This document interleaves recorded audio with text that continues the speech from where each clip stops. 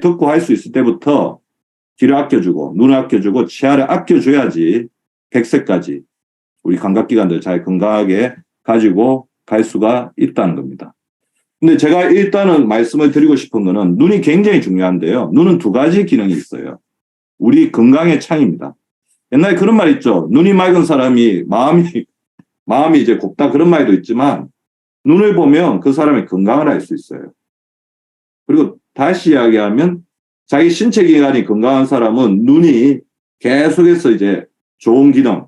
물론 이제 그런 건 어쩔 수 없습니다. 노안이라든지 그래서 어떤 수정체의 굴절 능력이 떨어져서 시야가 떨어지는 거 그런 거는 어쩔 수 없는 부분이 일부 있지만 저는 그렇게 생각하거든요. 나중에 눈에 어떤 치명적인 부분에 문제가 생기는 혈관의 문제나 신경의 문제가 제일 많죠.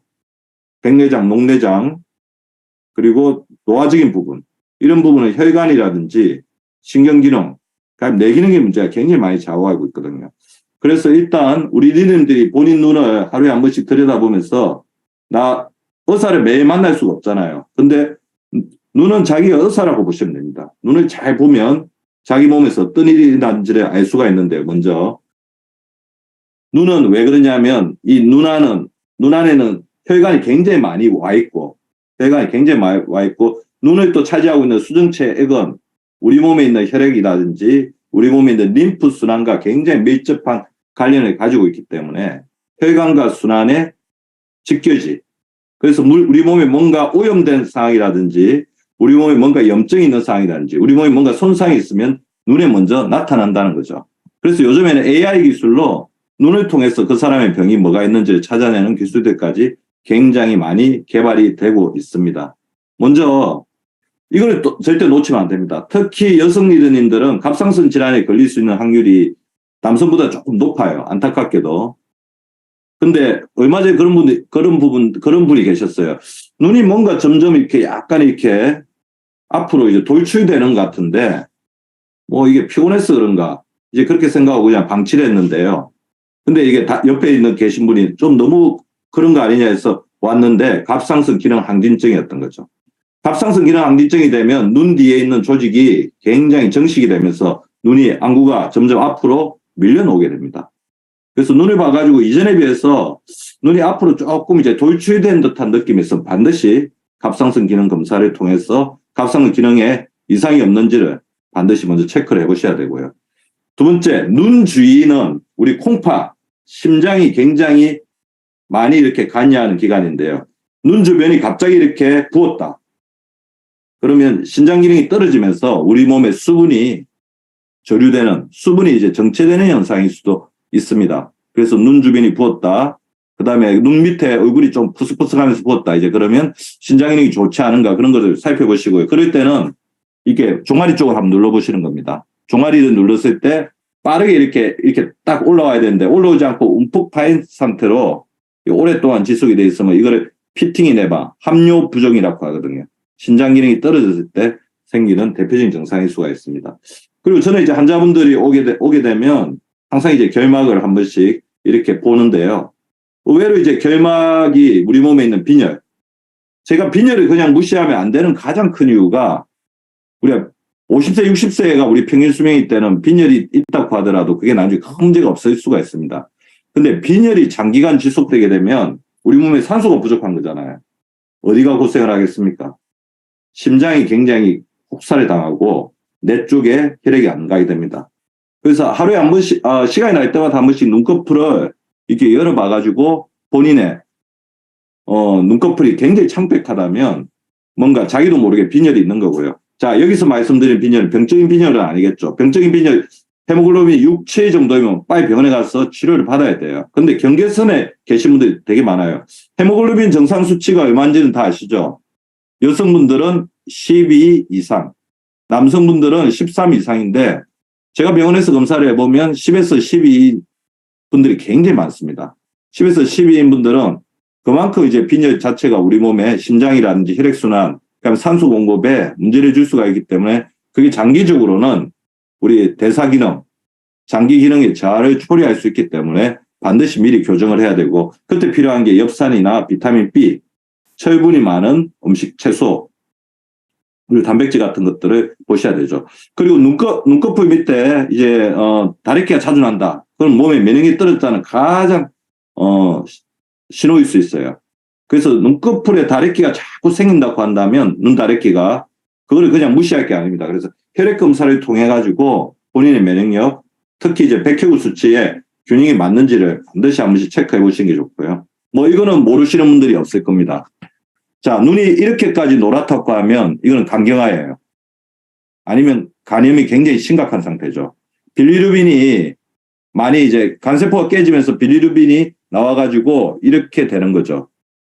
근데 이 정도가 아니라고 하더라도 눈자위가 이전에 비해서 약간 탁하다. 결막이 탁하다. 결막이 맑지 못하다고 한다면 우리 간 기능이 떨어지고 있고 우리 몸의 글루타치온, 황산화 기능이 떨어지고 있고 그러면서 이것이 나중에는 점차 지방간이라든지 간염으로 갈 소지가 있는 상태에 나타내는 것일 수도 있기 때문에 반드시 체크를 해보시면 좋을 것 같고요. 그 다음에 아마 이렇게 눈 주변에 혈관이 자주 터지시는 분들이 있을 거예요. 그래서 안과 가봐도 뭐 별건 아니니까 걱정하지 말라고 하시지만 제가 단연간 이제 환자분들을 보면서 분석해 봤더니 이 결막 충혈이 잦으신 분들은 결국에 혈관이 튼튼하지 못한 분이에요. 여기 와 있는 혈관은 이제 모세혈관인데 모세혈관이 이렇게 자주 터진다는 것은 우리 몸의 혈액순환이 원활하지 못하다든지 혈압이 이렇게 균등하게 조절이 안 된다든지 아니면 혈관벽이 동맥경화 그래서 당뇨나 고지혈증에 의해서 아니면 우리 리듬들이 잘 알고 있는 당독소 그런 부분에 의해서 굉장히 약해지고 있는 상황일 수 있으니까 이런 부분들을 잘 체크를 해보시는 게 중요합니다. 그래서 이런 부분들 자체가 내가 간을 돌봐야 되겠다. 그다음에 혈관에 대해서 조금 더 신경을 써야 되겠다. 뭔가 혈압에 문제가 있어가지고 혈압이 좀 덜쭉날쭉하고 있기 때문에 소금 섭취라든지 스트레스 조절, 수면 관리에 조금 더 신경을 써야 되겠다. 그렇게 생각하시는 게 좋고요. 이렇게 눈에 결막 충혈이 잦으신 분들을 대표적으로 보면 수면이 부족한 분들이 많습니다. 잠을 제대로 자지 못하면 스트레스 호르몬이 올라가고 이것 자체가 이 부분에 계속해서 압력을 주게 되는 거죠. 그래서 이런 분들은 수면이 내가 좀 요즘에 수면이 부족하거나 스트레스가 굉장히 많은 신호구나 그렇게 받아들여 가지고 그런 부분들을 조금 교정해주는 노력을 기울이는 것도 중요하죠. 자, 여기 보시면 왼쪽에 있는 이것까지 이제 우리 리더님들이 이제 발견하기 힘들 거예요. 이거 눈동자 주변에 하얗게 이제 링이 낀 건데요.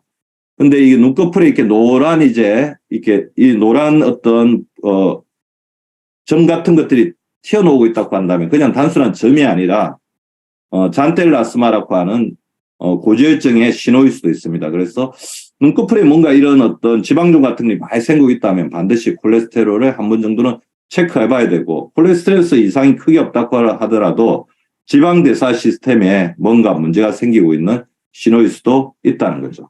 자, 그래서 일단 눈은 굉장히 소중하잖아요. 그래서 처음 보는 증상, 한쪽 눈이 특별하게 다른 외관상의 변화가 없이 너무 아프다. 안과 응급이죠. 녹내장일 수 있습니다. 반드시 체크를 해보셔야 되고요. 그래서 눈에 우리 리더님들이 익히 알고 있는 평소에 잘 이렇게 알고 있는 그런 증상이 아니고 처음 보는 증상이 발생한다고 한다면 자가 진단하지 마시고 반드시 의사와 상의하는 게 좋을 것 같고요. 우리나라만큼 이제 안과 병원을 쉽게 갈 수 있는 나라가 전 세계 별로 없거든요. 그래서 안과 검진은 1년에 한 번씩은 반드시 받아보시는 게 좋을 것 같습니다. 안압이라든지 백내장, 그다음에 망막혈증은 미리 체크를 해서 우리가 치료하면 그 예후가 180도 달라질 수 있는 병이죠.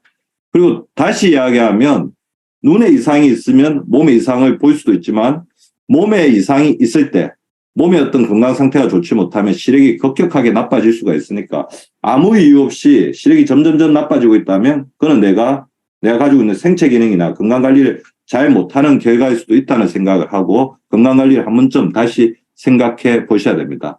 그래서 시력의 저하, 눈이 침침하다, 흐릿하게 보인다. 이게 이례적으로 끝나지 않습니다. 제가 살펴본 우리 환자분들 상황을 보면 시력의 저하가 있거나 눈이 침침하고 있을 때 바로 이렇게 우리 몸에 보내는 신호로 생각해서 적절하게 대응하신 분들은 시력의 급격한 저하를 막을 수 있고 다시 이걸 원상태로 돌릴 수가 있는데 이 부분을 방치하고 오히려 더 혹사해버리면 더 큰 문제가 생길 수 있다는 거죠. 자, 그럴 때는 30분 더 휴식.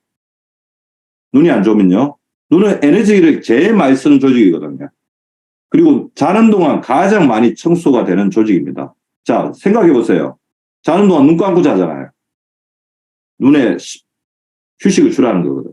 30분 더 자기. 그 다음에 음주 줄이기. 눈도 이제 고급 단백질이 굉장히 중요해요. 동물성 식물성 단백질을 규칙적으로 섭취하기. 그 다음에 아까 제가 말씀드린 것처럼 눈이 우리 몸에 가장 예민한 혈관 조직이기 때문에 우리 몸에 혈압이 올라가면 눈에 있는 망막이 가장 타격을 받습니다. 싱겁게 먹기. 그 다음에 혈관 건강에 있어 제일 중요한 게 또 채소 섭취죠. 이런 것들 늘리기 통해서 전신 건강과 눈 건강 두 개를 다 잡을 수 있고요. 그러니까 눈과의 대화도 빠뜨리지 않고 하셔야 됩니다. 하루 한번 아침이나 저녁에 거울을 보면서 뭐 화장을 하실 때 한 번씩 눈을 유심히 보시는 거 좋을 것 같아요. 눈의 형태, 한쪽 눈의 처짐, 눈의 색깔 등을 천천히 관찰하면서 눈과 대화하는 것도 필요할 것 같습니다.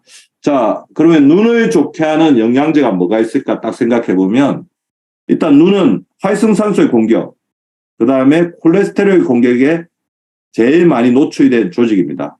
그래서 활성산소와 콜레스테롤을 동시에 잡는 오메가3, 6,9 그러니까 불포화 지방산의 섭취를 규칙적으로 해주는 게 좋을 것 같고요. 특히 이제 눈에 굉장히 중요한 영양소가 몇 개가 있는데 제가 좀 이따 말씀드린 비타민 A나 루테인 말고 비타민 E도 굉장히 도움이 돼요.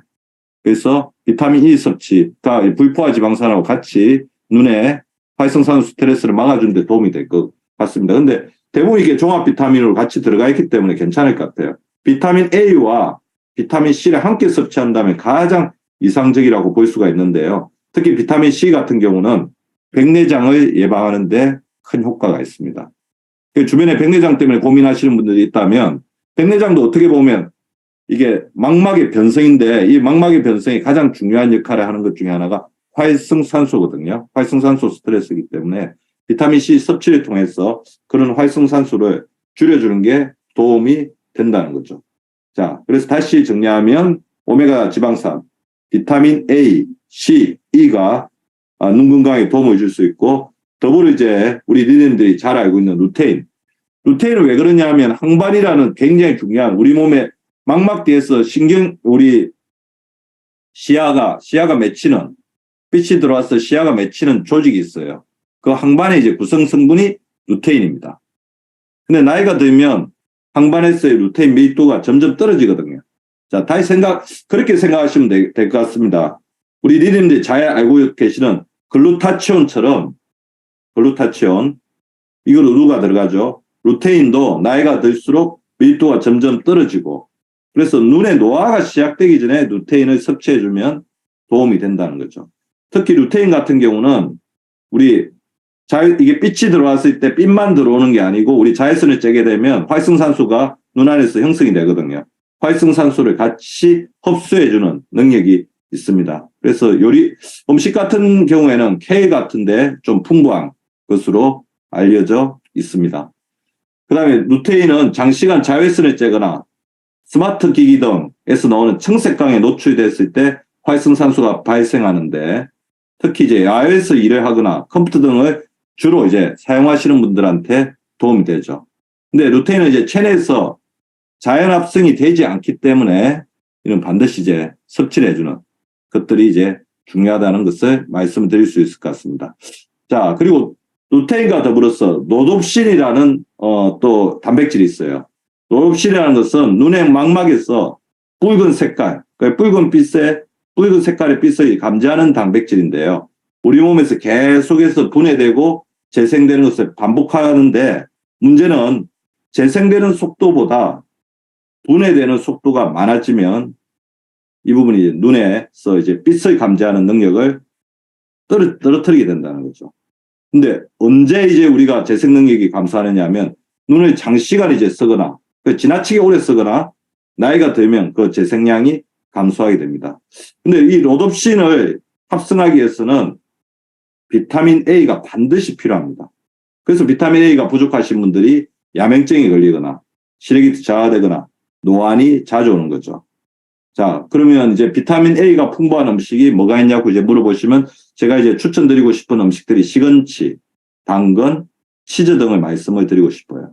특히 치즈 같은 경우에는 비타민 A가 굉장히 풍부한 음식으로 알려져 있습니다. 자, 시금치, 당근, 치즈 이제 좀 기억을 해주시고요. 이런 것들 아까 말씀드렸던 케일이라든지 그런 거하고 같이 드시면 좋을 것 같습니다. 그래서 눈 건강을 지켜주는 영양소를 다시 한번 정리를 해드리면 비타민 A가 많이 들어있는 음식들은 계란, 당근, 시금치, 그다음 비타민 C, 브로콜리나 오렌지 등에 풍부하겠죠. 비타민 E, 견과류나 씨앗이나 K 등에 풍부합니다.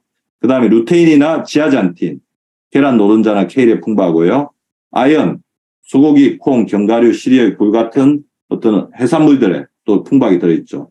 오메가3 지방산, 이게 생선 종류에 풍부하게 들어있는데, 자, 이거 잘 살펴보시면 우리가 리더님들이 잘 알고 있는 WX라든지 그런 필수 영양제 안에 들어있죠. 자, 이게 뭐죠? 다 비타민 A, C, E, 루테인, 아연, 오메가3가 활성산소를 제거하는 항산화 능력을 가지고 있는 영양소들이죠. 자, 그만큼 이제 우리 눈이 이제 빛하고 연결이 되어 있기 때문에 이 빛을 통해서, 자외선을 통해서 들어오는 활성산소를 잘 방어하는 것이 어떻게 보면 눈을 지키는 데 있어 굉장히 중요한 영양학적 보충이라는 것을 반드시 기억해 주시고요. 근데 또 잘 살펴보면 우리가 가장 막을 수 있는 눈 노화의 핵심적인 원칙 중에 하나가 건성한 안구건조증을 막는 겁니다. 안구건조증은 이제 눈이 이렇게 마르게 되는 거잖아요. 이 안구건조증으로 인해서 눈이 이제 건성한이 되게 되면 시력이 떨어지고 망막이 손상될 뿐만 아니라 아까 제가 말씀드렸던 활성산소나 염증으로부터 우리 몸을 지켜주는 능력이 굉장히 떨어지기 때문에 이 건성환을 예방하는 게 굉장히 중요합니다. 그래서 건성환의 정상으로는, 안구건조증의 정상으로는 모래가 낀 듯한 까칠한 눈, 그 다음에 찌르거나 타는 듯한 안구통, 그 다음에 시야 흐림, 눈물 가다와 빛 가민증. 그러니까 빛을 보면 굉장히 예민해서 눈이 자꾸 부시는 거죠. 그리고 자기도 모르게 눈물이 계속 나와요. 어떻게 보면 눈물이 나온다는 것은 안구건조증을 보상하기 위한 우리 몸의 보호 반응이라고 할 수가 있습니다.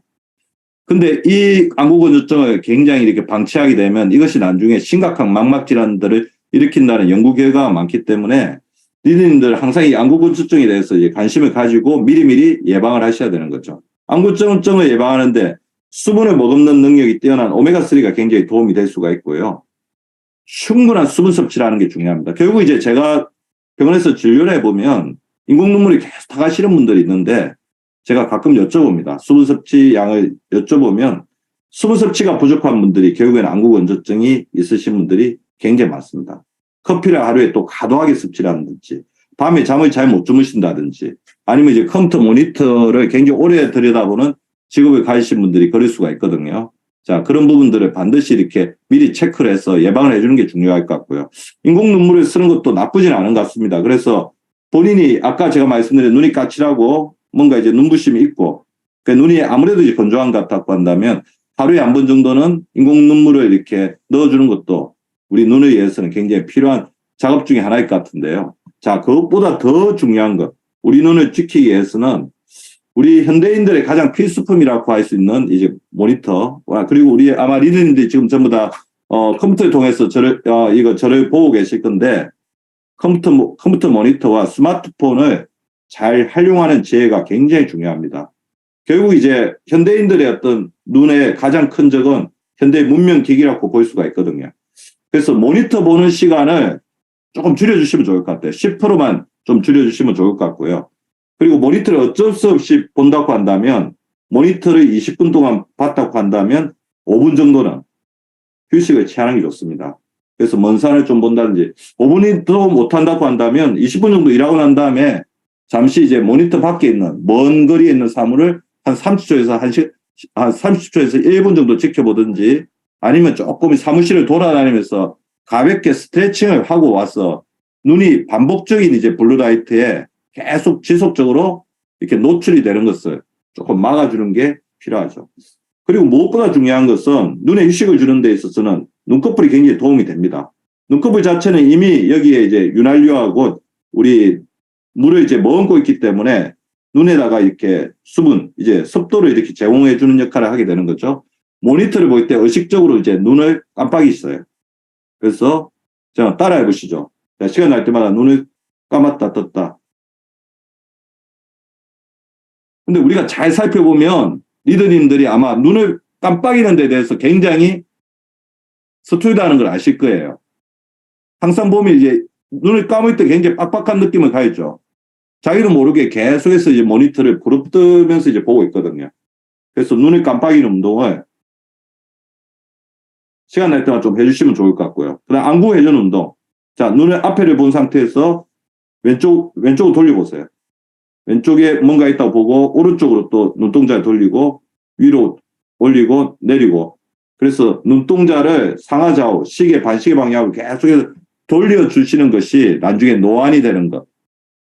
그 다음에 우리의 시력이 급격하게 시력이라는 것은 뭐냐면 우리가 먼 곳을 볼 때 가까운 것을 볼 때 우리 수정체가 원활하게 굉장히 탄력있게 유연하게 조절이 돼야 되는데 우리가 이런 부분들을 계속해서 모니터를 고정된 것들을 보고 있으면 조절 능력이 점점 떨어지면서 우리 시력의 어떤 조절 능력, 수정체의 조절 능력이 떨어진다는 것을 이야기하는 겁니다.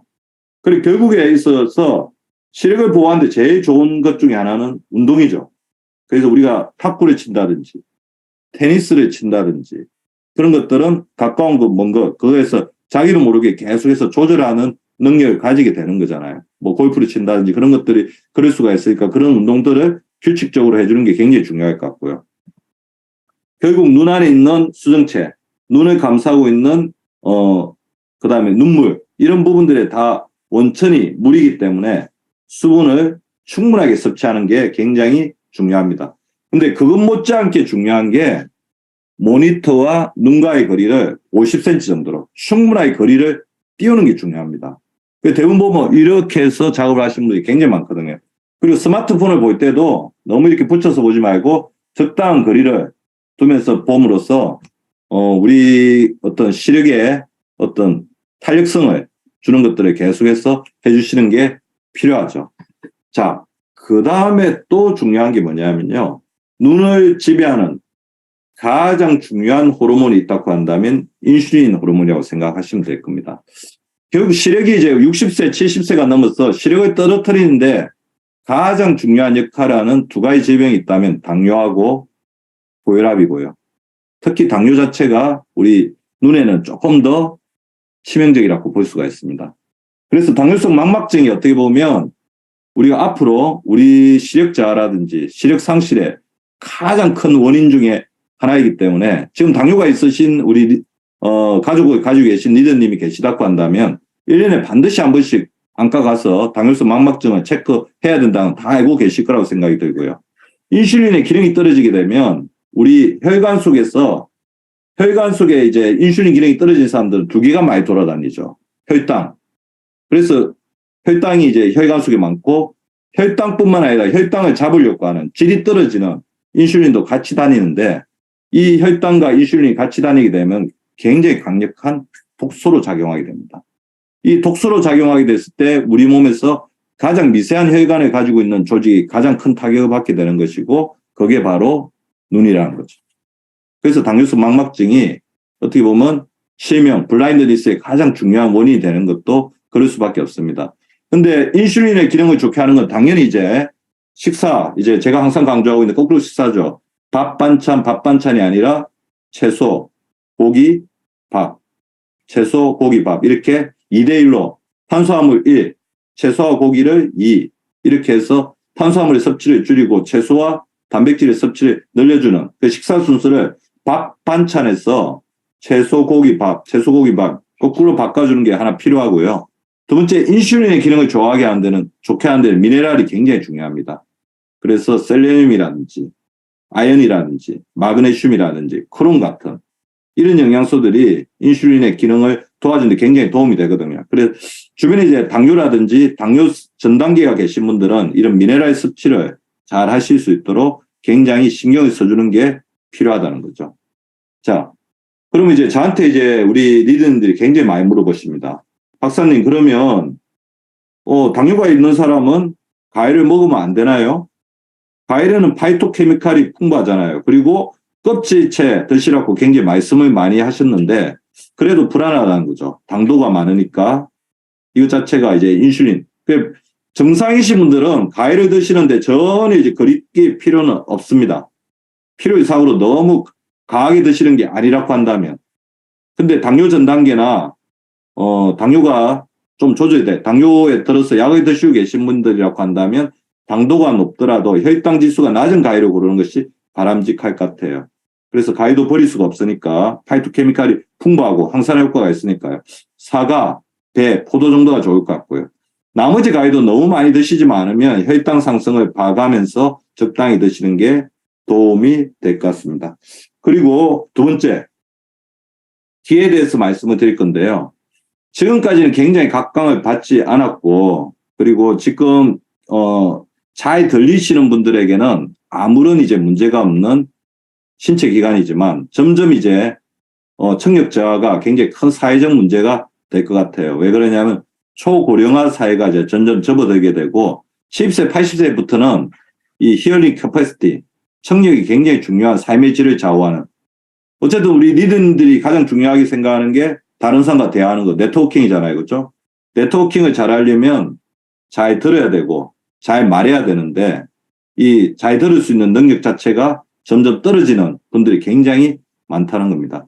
더불어 이제 듣기 능력이 떨어지게 되면, 청력이 떨어지게 되면 뇌가 감소하게 됩니다. 왜 그러냐면 우리는 이제 보면서 시각적 자극을 통해서도 뇌가 계속해서 각성이 되지만 다른 사람부터 듣는 어떤 소리를 통해서 뇌가 계속해서 개발이 되고 피드백이 되는데, 그래서 뇌 기능이 급속하게 저하될 수밖에 없다는 거죠. 잘 못 듣게 되니까 당연히 말하지도 못하고, 그래서 우리 언어뇌와 청력뇌가 굉장히 기능이 떨어질 수밖에 없기 때문에 청력을 잘 유지하는 게 굉장히 중요합니다.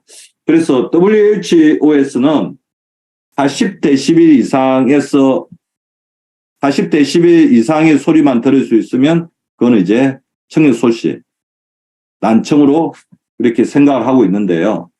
얼마나 많은 사람들이 난청이냐면 전 세계 인구의 5% 정도. 근데 우리나라는 조금 다르죠. 왜냐하면 65세 인구가 굉장히 늘어나고 있기 때문에 65세 인구 3명 중에 1명은 난청이라는 겁니다. 그래서 우리 리더님들이 지금부터 청력을 어떻게 관리하느냐에 따라서 65세 이후 난청이 아닌 3명 중 2명이 될 것인지, 아니면 난청인 3명 중 1명이 되는 것인지, 그런 것이 갈림길이 되기 때문에 지금부터 그걸 이제 관리를 많이 해야 되는데, 기의 부위별 청력 저하의 원인을 살펴보면 기는 이제 3가지가 있죠. 바깥하고 가까운 기가 외이, 그 다음에 우리가 감염이 많이 걸린다고 하는 중이염이 많이 걸린다고 하는 중이, 그리고 안쪽에 있는 내이가 있습니다. 그래서 외이 같은 경우는 외부적인 손상에 취약해요.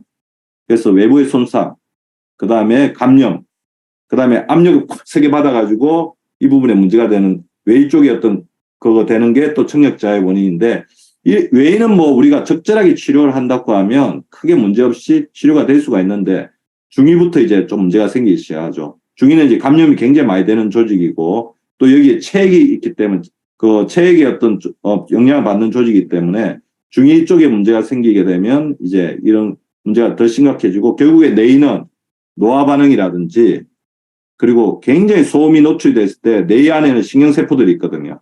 그래서 소음에 노출되면 뇌의 태아가 일어나고 이것들 자체가 문제를 일으킵니다. 그리고 뇌의 태아를 일으키는데 굉장히 중요한 역할을 하는 것 중에 하나가 독성 약물.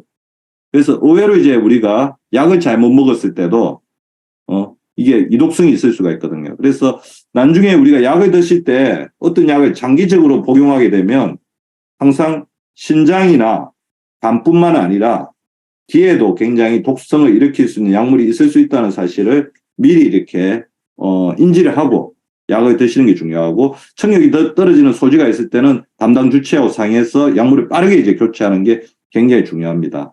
그래서 어떤 약물이 굉장히 장기간 복용을 했는데 청력이 자꾸 떨어지는데 다른 데서 원인을 찾으려고 했다가 알고 봤더니 약물 요인이어가지고 굉장히 그것 때문에 당황해 하신 환자분들도 상당히 많이 봤거든요. 그래서 그런 부분들을 잘 체크하시는 게 중요할 것 같습니다. 그러면 나의 청력이 떨어지고 있다. 어떤 상황일 때 내가 청력이 떨어지고 있는지 의심해야 되는가를 알 수 있는 방법들을 좀 살펴보면요.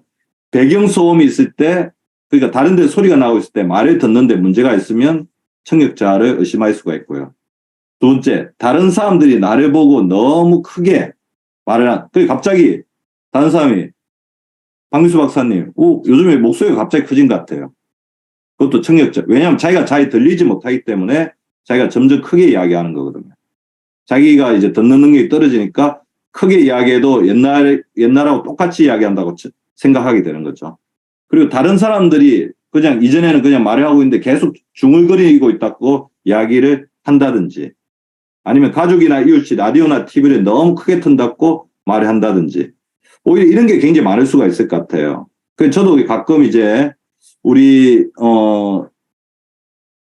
그 주변에 살펴보면 당시 이전에 비해서 굉장히 라디오나 TV를 켰는데 볼륨을 크게 트는 것 같다. 그게 또 청력자의 징조일 수 있으니까 그런 것도 반드시 체크를 해보시는 게 좋을 것 같고요.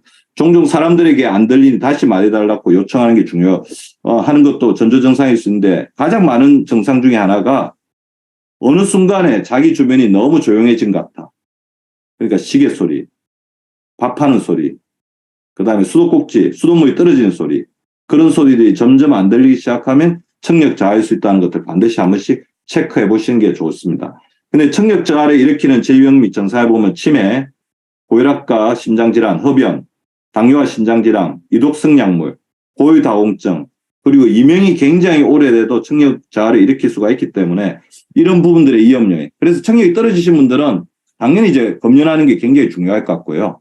당뇨를 잘하는 게 굉장히 중요하겠죠. 그 다음에 혈액순환. 그래서 고혈압을 또 잘 조절하는 거. 그래서 우리가 어떻게 보면 고혈압이나 당뇨만 잘 조절해도 청력을 조절하는 데 굉장히 도움을 받을 수가 있습니다. 그래서 청력을 보호하기 위해서는 기를 후비지 마세요. 기를 후비는 것 자체가 알게 모르게 계속해서 지속적인 감염을 일으키면서 이 균이 타고 뇌 쪽으로 가게 되면 청력 거기 있는 그 고막을 계속해서 염증을 일으킬 수가 있고 그게 청력자의 원인이 될 수가 있거든요. 그래서 기를 너무 후비는 거 그리고 기를 후비면서 상처를 내는 거 그 다음에 이거를 후비더라도 굉장히 깨끗한 거로 해야지 깨끗하지 않은 거를 계속 재사용하고 그런 것들은 조심하셔야 될 것 같습니다. 그리고 지금 밝혀진 것은 뇌의 독성, 뇌의 어떤 청력 저하를 일으키는데 가장 중요한 것은 소음입니다. 그래서 시끄러운 환경에서는 이어플러그를 반드시 사용하는 게 중요할 것 같고요. 반대로 이야기하면 너무 크게 이어폰 너무 크게 이렇게 이어폰을 끼고 음악을 듣는 것도 장기적으로는 나중에 청력자, 그다음에 청력 소실의 원인이 될 수가 있기 때문에 가급적 이제 이어폰을 장기간 사용하는 것은 피해 주시는 게 좋을 것 같고 음악을 듣고 싶다면 오히려 이어폰을 듣을 때 굉장히 낮은 소리로 듣는 것도 좋지만 그냥 틀어놓고 듣는 것도 그렇게 나쁘진 않을 것 같은 생각이 듭니다. 그리고 무엇보다 중요한 청력 검사를 주기적으로 하는 게 중요할 것 같고요. 그 다음에 보청기 사용에 대해서 너무 두려워하지 마십시오. 그 청력 검사를 해서 보청기를 사용에 대해 사용이 있다고 한다면 이 보청기는 조금이라도 더 젊을 때 인디케이션이 되면 이비인후과 의사가 당신은 보청기를 끼야 된다고 한다면 그거를 미루지 말고 젊은 시기에 보청기를 끼기 시작하면 우리가 적응 능력이 뛰어나거든요. 그렇게 되면 나이 들어서는 보청기에 적응하는데도 굉장히 시간이 걸리고 적응에 실패할 수도 있다는 거죠.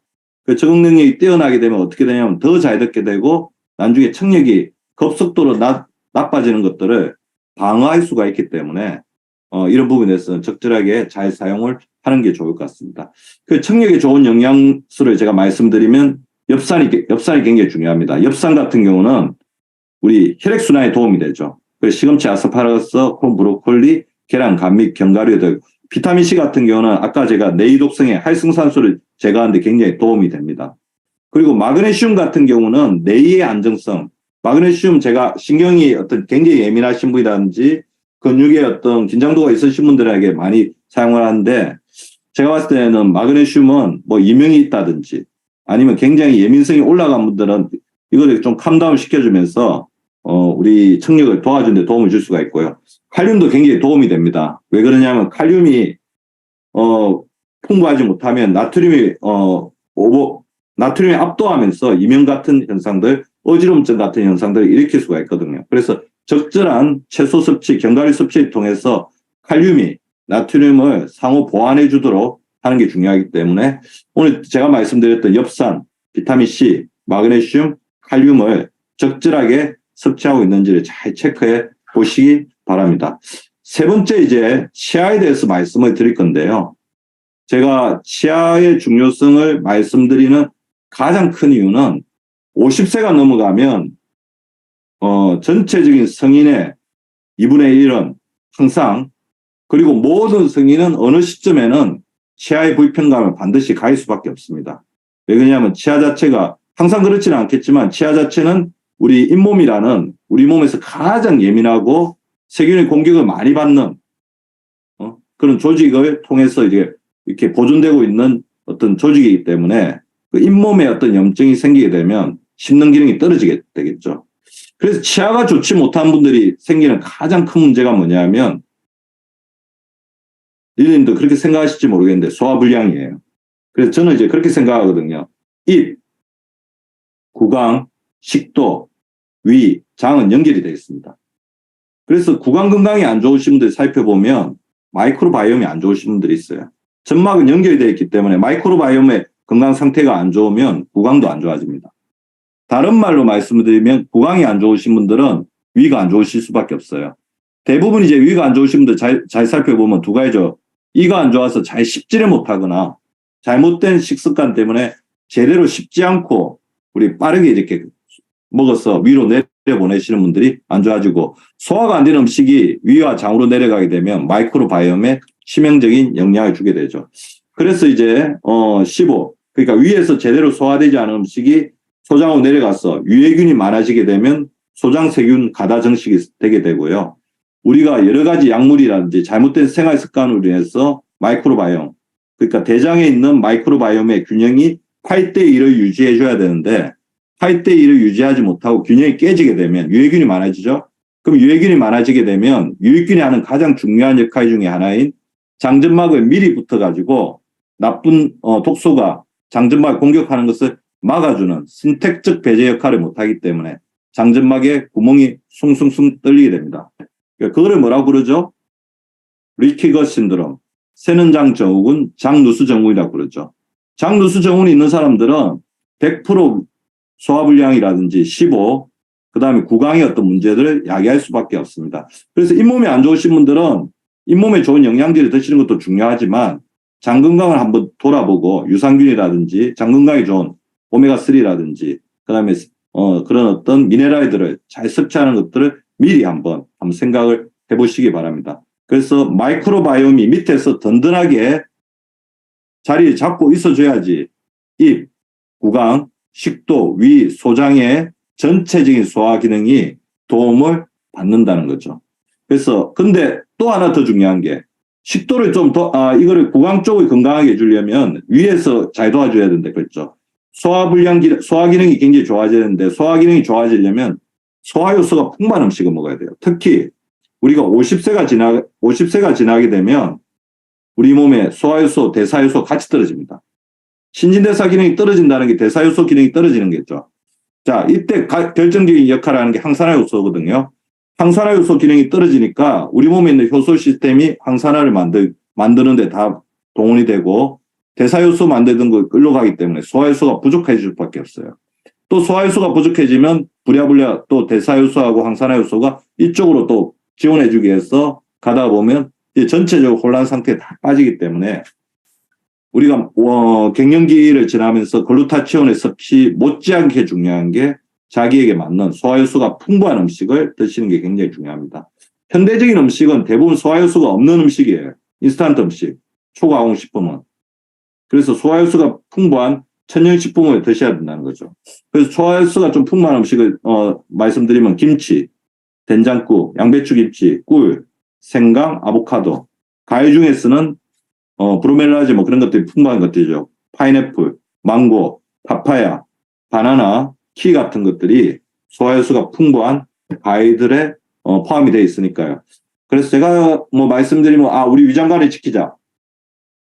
마이크로바이옴, 식이섬유, 소화효소가 풍부한 음식, 그리고 장점막이 약하신 분들은 글루타민이나 오메가3, 비타민 D와 같은 영양소를 같이 이렇게 콤바인해서 드시는 것이 굉장히 중요하고요. 그리고 잇몸 건강에 대해서 진짜 신경을 쓰셔야 되는 가장 큰 이유가 우리 몸에서 염증에 가장 취약한 조직이 잇몸이라고 보시면 돼요. 우리가 음식을 먹게 되면 끊임없이 이빨과 이빨 사이에 염증이 끼죠. 염증이 끼게 되면 그 염증 아래로는 굉장히 경미한 미세한 모세혈관들이 있거든요. 이 모세혈관을 타고 이것들이 뇌라든지 심장으로 갈 수가 있습니다. 그래서 치아염증이 심장질환을 부른다는 새로운 이제 가설들이 굉장히 많이 나오고 있거든요. 그래서 치아염증, 잇몸염증은 심장질환, 폐질환, 당뇨, 뇌졸중, 구강암의 원인이 된다. 그래서 치주 건강에 대해서 굉장히 신경을 쓰자. 그래서 치아 건강 절대 원칙을 좀 말씀을 드리면 커피와 차를 드셨으면 물 한 잔을 반드시 더 먹어서 이거를 와시아웃 해주는 게 굉장히 중요하고요. 각을 가지고 다니시면서 시간 날 때마다 각을 해주는 것도 굉장히 좋을 것 같아요. 그리고 채소를 많이 먹는 게 굉장히 도움이 되죠. 꼭꼭 씹어 먹다 보면 이 불순물도 같이 씻어내거든요. 그다음에 수분 섭취가 필수적이라는 거는 우리 리더님들 잘 알고 계실 것 같고, 치과를 1년에 한 번씩, 아까 제가 안과 의사를 반드시 1년에 한 번씩 만나야 된다고 한 것처럼 치과도 미리미리 다니면서 검진 개념으로, 그래서 치아가 나쁠 때 가는 게 치과가 아니고 치과도 이제 예방적으로 가면서 치아에 문제가 없는지를 선제적으로 하시는 게 중요할 것 같고, 제가 잘 아는 치과 의사한테 물어봤더니 반드시 저는 그 친구한테 그 이야기 듣고 나서부터는 항상 이거 시간 칫솔이죠. 시간 칫솔을 가지고 다니면서 식사를 하고 나면 바로 그 자리에서 시간 칫솔을 해서 잇몸 사이에 이빨과 이빨 사이에 낀 음식 찌꺼기를 바로 제거해 줍니다. 이게 시간이 오래되면 오래될수록 염증은 많이 유발하게 되거든요. 그래서 물 한 잔 먹으면서 시간 칫솔을 반드시 해주는 습관을 들이라는 이야기를 들었습니다. 자, 오늘 제가 말씀드리고 싶은 거는 아까 듣는 거하고 보는 거하고 굉장히 중요성을 말씀드렸는데요. 듣는 뇌와 보는 뇌는 연결이 되어 있습니다. 우리가 잘 듣게 되면 잘 보게 되고요. 잘 보게 되면 잘 듣게 됩니다. 그게 뇌의 가소성이라는 거거든요. 우리 리더님들이 내가 보는 거라든지 듣는 걸 통해서 내 뇌를 발전시킬 수 있다는 거죠. 제가 저번에 말씀드렸을 겁니다. 호르몬 피드백 훈련, 세로토닌, 옥시토신. 그러니까 선행을 베푼다든지 하루에 10번 웃는다든지 10번 칭찬한다든지 우리 주변에 있는 사람들에게 좋은 말을 한다든지 그런 걸 통해서 우리 뇌가 긍정적인 능력으로 또 개발이 되지만 듣는 능력, 보는 능력, 그러니까 청력기관과 시각기관을 우리가 좋게 잘 유지를 한다고 한다면 이것 자체가 또 뇌 기능을 발전시키는데 굉장히 도움을 줄 수가 있다는 거죠. 자, 다시 말씀드리면 시각기관과 청각기관을 좋게 하려면 뇌에 좋은, 그래서 뇌의 스트레스를 줄여주는 영양요법을 해야 된다는 거죠. 자, 뇌는 장입니다. 뇌는 제2의 장이라고 보시면 되거든요. 마이크로바이옴과 글루타민 섭취에 관심을 가지시고, 근육이 뇌의 자산이죠. 그리고 근육이 풍부한 사람이 나중에 뇌 기능이 풍부해지게 됩니다. 프로틴, 단백질 섭취를 규칙적으로 해주시고 뇌 비타민이라고 하는 비타민 B 섭취에도 관심을 가져주시기 바랍니다. 혈액순환이 원활해야지 뇌가 잘 돌아가겠죠. 뇌는 산소가 잘 공급돼야 되거든요. 은행잎 추출물에 대해서도 관심을 가지고요. 그 다음에 자미신경세포 재생을 돕죠. 그래서 자는 동안 뇌 세포가 끊임없이 재생되게 도와줘야 되니까 마그네슘, 태아닌 같은 영양제 섭취도 굉장히 도움이 될 것 같고요. 뇌 노화, 아까 제가 말했던 청력이라든지 시력의 안정성, 보호를 돕기 위해서는 항산화 물질이 굉장히 중요한데 글루타치온, 셀레늄, 비타민 C라는 항산화 체인이 서로 맞물려서 우리 몸의 항산화 기능을 높일 수 있도록 도와주는 작용도 잘 수행해 주시면 좋을 것 같습니다. 건강한 감각기관은 리더님들이 풍요롭고 건강하게 사는 100세 건강시대의 가장 중요한 삶의 질의 관건이라고 볼 수가 있을 것 같거든요. 오늘도 초롱초롱한 눈으로 귀를 쫑긋 세우고 들어주셔서 너무 감사드리고요. 100세까지 우리 청년의 눈과 귀로 사는 리더님들 되시기를 바라면서 오늘의 강의를 마치도록 하겠습니다. 감사합니다.